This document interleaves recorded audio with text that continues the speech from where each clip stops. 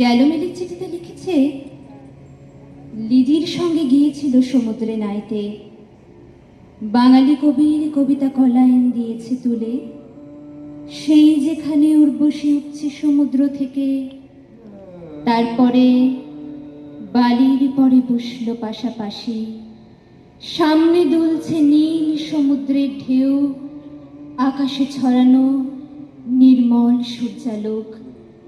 Lessee তাকে খুব আস্তে আস্তে বললে, এই সেদিন তুমি এসেছ, দুদিন পরেই যাবে চলে। ঝিনুকের দুটি খোলা, মাঝখানটুকু ভরা থাক একটি নিরেট অশ্রুবিন্দু দিয়ে, দুর্লভ, মূল্যহীন। কথা বলবার কি অসামান্য ভঙ্গি! সেই সঙ্গে নরেশ লিখেছে, কথাগুলি যদি বানানো হয় দোষ কি? কিন্তু চমৎকার।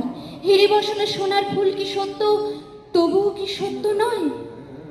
বুঝতেই পারছো, একটা তুলনার সংকেত ওর চিঠিতে অদৃশ্য কাঁটার মতো আমার বুকের কাছে বিধিয়ে দিয়ে জানায়, আমি অত্যন্ত সাধারণ মেয়ে, মূল্যবানকে পুরো মূল্য চুকিয়ে দিই এমন ধন নেই আমার হাতে। ওগো, না হয় তাই হলো, না হয় ঋণী রইলেম চিরজীবন। পায়ে পড়ি তোমার, একটা গল্প লেখো তুমি।